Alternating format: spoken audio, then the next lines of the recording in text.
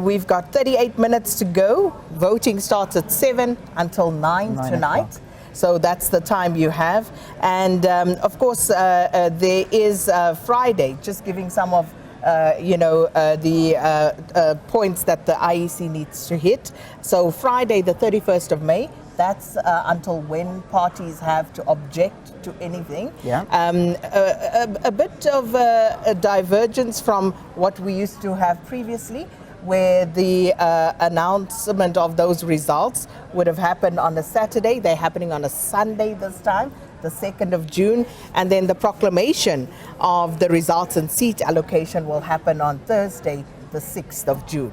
So that's important information. It is, and it doesn't end today. So just because you think the voting ends, that's where the hard work begins for everybody that's involved in these elections, but particularly as you count it down, the IEC that are in charge of all of this. So again, let's just talk you through some of the things. And we've got some of our guests with us that are also going to be weighing in on conversations. They were with us yesterday, of course, and it's so nice to have Mzwandile back with us, Sophie as well, back with us here as well, to talk a little bit more about what is going to happen today and how things are going to be working. Dr. Sithembile Mbete, Senior Lecturer from the University of Pretoria, also joining us.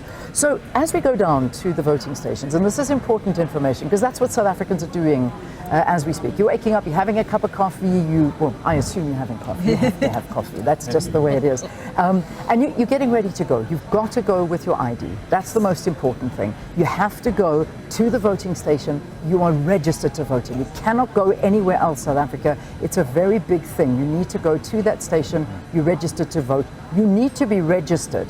Once you get there, there are going to be 3 different ballot papers. And I think, Dr. Mbete, if we can speak to these 3 ballot papers, because as I say, I've just been listening to people, and a lot of people are still confused. Yes, national, yes, provincial, but the regional one is people are still asking about. Perhaps you want to explain it to us, so people know when they go and vote what it is they're voting for. Sure thing. So, there's 400 seats in the National Assembly. So when you're voting for the national ballot, you're voting for the National Assembly. But this time around, we only used to vote with 1 ballot for the National Assembly. This time around, we're going to vote with 2 ballots for the National Assembly, for the National Parliament.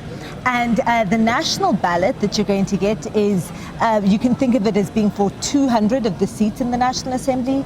The regional ballot is to make sure that the National Assembly is representative of the whole country, to make sure that in the National Assembly there will definitely be an MP from the Northern Cape. Whatever party they come from, or whether they're an independent candidate, that regional ballot is to make sure that the representatives that are going to represent all of us from all the different parties they're from, or whether they're independent candidates, are going to represent the whole country, every province that is in the country. And so on that regional ballot will be the names of political parties, but there will also be the names of the independent candidates that are contesting in your particular province. So here in Gauteng, we've got 3 independent candidates that are contesting in Gauteng. There's independent candidates that are contesting in the Free State, in Limpopo, and in the Western Cape as well. And there's one other province that I'm leaving, KZN. And so those provinces will also have on the regional ballot the names of independent candidates that are vying to represent that province in the National Assembly, in the National Parliament. And of course, Sophie, going into this election, as we saw in our crossing to Sithembile in the Northwest Province, Ward 44, Rustenburg, the residents there have decided they are up, they are out, they're just not going to vote.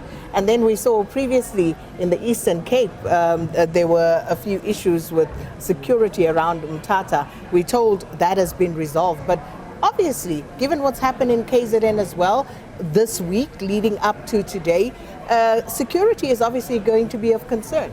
Yes, indeed, security will be of concern, particularly after the Mthatha incident. We had yesterday the Electoral Commission pointing out that they have spoken to the security cluster, and the security cluster, because as I pointed out yesterday, it is the responsibility of government of the day to ensure that the security cluster is ready to protect the country and the citizens of this country in terms of exercising their rights freely and also under a very secure environment. And therefore they pointed out that that will be done. And we heard from the Minister of Defense when she was at the polling station yesterday. She pointed out that all the members of the security cluster and the personnel of the security cluster, they are ready, and her saying that including the defense, but you know that the first line of defense will be your police. If they can control a situation, it's only then you can bring in the National Defense Force. You also have the intelligence operatives or officials or cluster to assist in gathering information so that you are able to preempt whatever the eventuality that can be there, so that you are able to request the relevant security cluster units to come in and give support and security. And I think the president on Sunday, his first point of departure in terms of his statement had to do with issues of security, because we know that these elections are highly contested. We saw those court challenges, we see the complaint, and therefore you have to be up to the task in terms of ensuring that South Africans, those who want to go and vote, they do so under a free and fair environment, and also there is security for them. So just interestingly, to basically punctuate what Sophie is saying, I see Sasria, they've put out a caution on post-poll protests. Sasria, of course, is the state-owned special risks insurer. And they are saying, according to their CEO, that if the ANC won more than 48% of the vote, there was a slim chance of protest or instability. And obviously, one would imagine that the converse would also hold, according to what they are saying. So just thought that's an interesting one. I mean, to add to that is very much so what we heard last night from the police minister, Mbeje, as well. I mean, talking to the preparedness, the readiness of the police to get involved under any circumstances, the amount of SANDF that are being deployed. I mean, the numbers we're talking about, 2,800 soldiers. We've got 17,000 SAPS that they believe will be adequate. So, you know, the defense and the protection of the voters is of utmost importance. But it's interesting to link the two in terms of the worry about anything that may happen. That's why ears on the ground. I mean, the run-up has been okay. It's been good. But what are you hearing?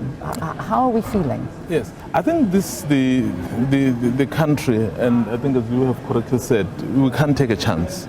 As much as largely it's been peaceful, I would say peaceful largely, but we can't take a chance, especially because we have had incidents in the recent past around violence, looting, those kind of things. One day we woke up and then the trucks were bent, and no one was prepared for that, and then it went on for days.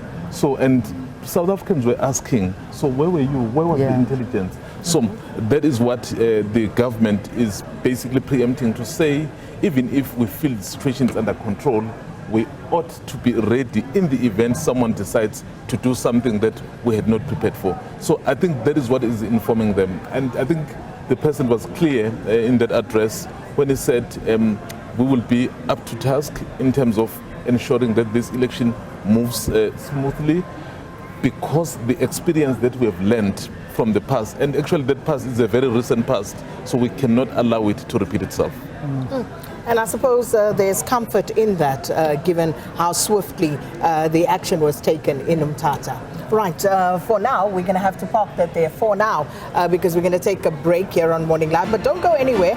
We've got you covered and we've got so much more to come your way. 28 minutes before the polls open here on election day. Yeah, some people are already standing in the queue, many waking up in the early hours of the morning to go and get their place in that line. Others still getting ready. I hope you're one of them because election 2024, 28 minutes away, and we're here to hold your hand the whole way through.